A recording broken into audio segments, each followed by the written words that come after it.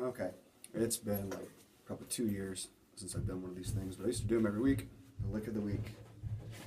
The reason I'm doing it now is because I had a couple questions about this thing that I do that I guess is kind of weird. It's not really super weird or anything, but here's a basic idea. Kind of a weird triplet sort of hip hop deal with some offset accents, but that's the gist of it right there.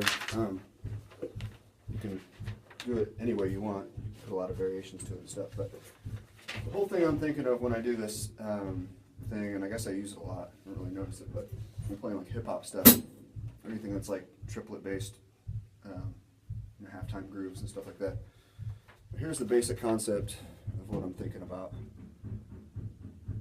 There's different ways to feel triplets. Like when you're playing triplets, A on here is just downbeat. All the accents will be on the downbeat, and then that gives you 4 groups of 3. But you could still play the same speed and have 3 groups of 4. The math would end up being the same. You'd still have 12 notes, but they'd be in a different grouping. C on here is basically what I'm doing when I do this groove. So just taking the every 4 notes idea, where you're accenting every 4th note, but I just offset it. I just offset it by 1 note at the very beginning. So A on this thing. So I just played the bass drum for a time. It sounds like this. That's just basic triplets that everybody can do.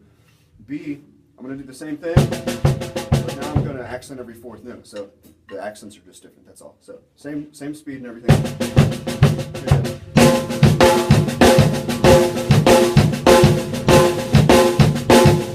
Now you have, and I'm still just keeping a pulse here. And it's kind of got like a 4 against 3 sort of vibe, or 3 against 4 kind of vibe. So now I'm going to do the same thing. I'm just going to start the accents 1 note later. It's still going to be every 4th note. Here's what you got with that. So if I did, I'll just do 2 measures of each one of those things and string it all together so it sounds like this.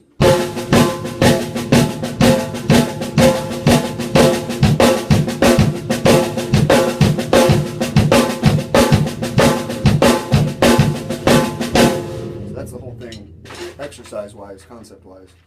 That's what's going on.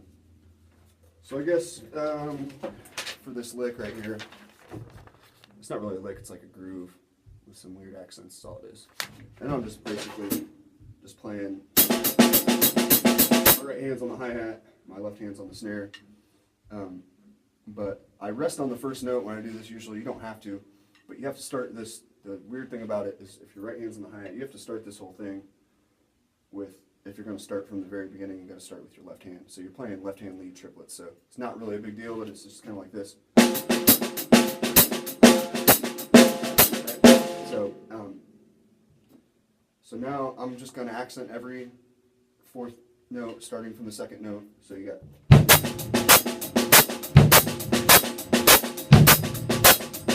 got that thing, but I still want to have a backbeat in there, like snare on 2 and 4, like any normal groove would have. So you're going to have to accent that with your left hand. So you're still going.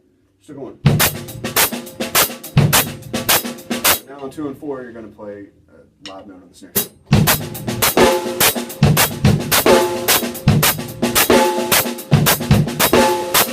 So you can leave out the first left hand if you want, if it's awkward to play your bass drum.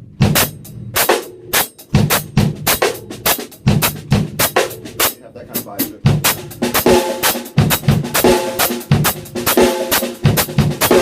Whenever I play something like that, I don't hang on it for that long like that. I just kind of sprinkle it in, like if I'm playing another groove, like something sort of hip-hop-ish, like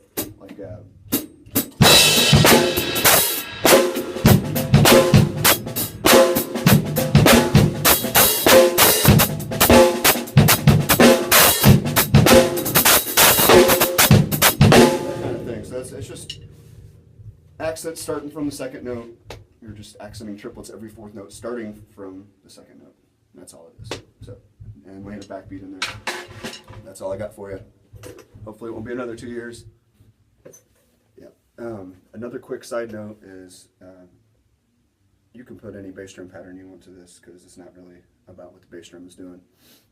But you just got to work that in there however you want. Put no bass drums if that's what you want. But concept is all about what your hands are doing. With that being said, I would say that it's important to play all the unaccented notes super quiet. And if you're playing like cross stick on the snare instead of like a full on snare sound, you can do your ghost notes with your fingers. So it'd be something sort of like this.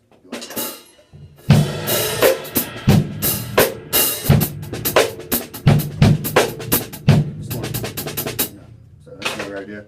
Just making sure all that unaccented notes are super quiet so there's contrast. It's very important.